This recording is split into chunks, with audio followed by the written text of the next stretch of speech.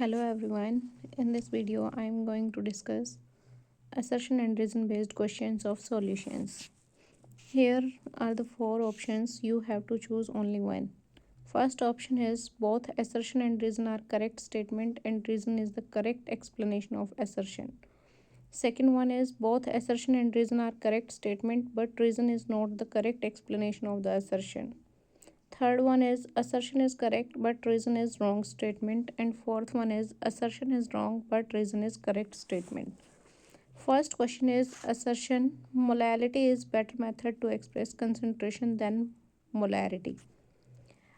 बिल्कुल सही है कि मोलैरिटी जो है वो उसको प्रेफर नहीं किया जाता। मोलैलिटी को हम प्रेफर करते हैं क्योंकि मोलैलिटी में हम क्या यूज़ करते हैं, mass of solvent. Reason molality is defined in terms of mass of solvent and not mass of the solution. बिल्कुल करेक्ट है कि असर्शन और रीज़न दोनों स्टेटमेंट करेक्ट हैं और रीज़न जो है वो क्या है, करेक्ट एक्सप्लेनेशन है किसका, असर्शन का। So the correct answer is option A. Molarity में हम वॉल्यूम यूज़ करते हैं इसीलिए हम उसको ज़्यादा प्रेफर नहीं करते। Second assertion is soda bottles are sealed under high pressure. Reason high pressure increases the solubility of carbon dioxide gas. बिल्कुल असर्शन एंड रीज़न दोनों स्टेटमेंट यहाँ हमारी करेक्ट हैं और जो रीज़न है वो असर्शन का करेक्ट एक्सप्लेनेशन है according to Henry's law. Henry's law के अकॉर्डिंग क्या होता है कि जो पार्शियल प्रेशर है वो डायरेक्टली प्रोपोर्शनल होता है किसके, सोलिबिलिटी के। Solubility P is directly proportional to mole fraction और यहाँ हम मोल फ्रैक्शन को सोलिबिलिटी के टर्म्स में एक्सप्रेस करते हैं, इसीलिए जैसे जैसे प्रेशर इंक्रीज़ होता है तो सोलिबिलिटी हमारी इंक्रीज़ हो सकती है। Third option is there will not be. Third question is assertion there will not be any change in concentration of ethanol and water mixture containing 85% ethanol by volume on boiling. The reason it is because azeotrophs boil out in constant composition. Here the correct answer is option D because assertion is wrong statement and reason is the correct statement. क्योंकि इसने क्या कहा है assertion में, देखो कि हमारे पास azeotrope जो होता है उसके कंसंट्रेशन में कोई भी चेंज नहीं होता बाय वॉल्यूम। और रीज़न में इसने क्या कहा है कि इट इज़ बिकॉज एजियोट्रोप होता है उसका लिक्विड फेज और वेपर फेज दोनों में कंपोजिशन क्या होता है, सेम होता है। Fourth question is assertion benzene and hexane form an ideal solution and reason both benzene and hexane are hydrocarbons. Here assertion is correct but reason is wrong statement, so the correct answer is option C। क्योंकि जो benzene और hexane है वो दोनों ही हमारे क्या हैं, non polar हैं और वो आइडियल सॉल्यूशन बनाते हैं।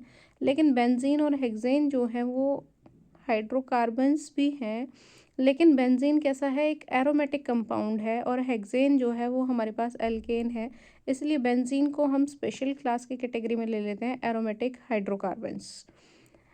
Fifth question is 1 molar NaCl solution has higher boiling point than 1 molar urea. Reason NaCl dissociates into ions in solution। हमारे पास देखो यहाँ पे इसने क्या कहा है कि असर्शन और रीज़न जो दोनों स्टेटमेंट हैं वो बिल्कुल करेक्ट हैं और रीज़न जो है वो करेक्ट एक्सप्लेनेशन है असर्शन का। ऐसा क्यों है, क्योंकि NaCl जो है वो एबनॉर्मल कोलिगेटिव प्रॉपर्टीज़ शो करता है। NaCl जो है वो डिसोसिएट हो जाता है and we know that colligative properties are directly proportional to number of moles of the solute. जैसे जैसे number of moles of the solute increase होता है वैसे वैसे हमारे पास कोलिगेटिव प्रॉपर्टी की वैल्यू भी क्या होती है, इंक्रीज़ होती है। Question number 6 assertion a raw mango placed in concentrated salt solution loses water shrivel into pickle. इसने क्या कहा है कि अगर रो मैंगो को हम कंसनट्रेटेड सॉल्ट सॉल्यूशन में रखेंगे तो वो क्या हो जाता है, श्रिंक हो जाता है। रीज़न इसने क्या दिया है, salt solution is hypotonic as compare to raw mango. Hypotonic नहीं है, यहाँ हमारे पास सॉल्ट सॉल्यूशन जो है वो क्या है, हाइपरटोनिक है because it is concentrated, so reason is wrong statement. Now we are moving towards question number 7. According to question number 7, assertion is helium is mixed with nitrogen and oxygen in diving cylinders. Reason helium has comparatively lower value of KH. Here the correct answer is option C. हम helium को nitrogen और oxygen के साथ mix करते हैं, किस लिए? ताकि उन्हें जो डिजीज़ है, बेंट्स नाम की जो डिजीज़ है वो डिजीज़ ना हो। और रीज़न यहाँ पे इसने क्या कहा है कि हीलियम की जो वैल्यू है वो कंपैरेटिवली लो होती है, ऐसा नहीं है। Question number 8, assertion ice containing dissolve sugar will melt at higher temperature than pure ice. यहाँ पे हमारे पास असर्शन जो है वो क्या है, एक रॉन्ग स्टेटमेंट है, क्योंकि देखो इसने क्या कहा है, ice containing sugar will melt at higher temperature, कि ये जो है वो मेल्ट होती है किस पे, हायर टेम्परेचर पे देन प्योर आइस। हमें पता है कि अगर हम इम्प्योरिटीज़ ऐड करते हैं तो उसका बॉइलिंग पॉइंट जो है वो इंक्रीज़ होता है और फ्रीजिंग पॉइंट क्या होता है, डिप्रेस होता है। Reason, dissolving sugar in water leads to depression in freezing point.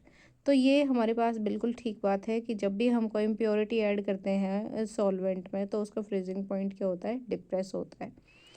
Ninth question, assertion molar mass of acetic acid in benzene calculated using colligative properties almost double the actual value। Acetic acid को अगर benzene में हमने use किया है तो जो colligative property की value है वो इसने क्या कहा है, क्योंकि जो एसिटिक एसिड है वो क्या हो सकता है, डिसोसिएट भी हो सकता है हमारे पास। और एसोसिएट हो, अगर एसोसिएट होगा तो वो डाइमराइज बना देगा, क्योंकि एसिटिक एसिड जो है वो वीक एसिड है। द रीज़न इसने क्या कहा है, acetic acid dimerises in the solution.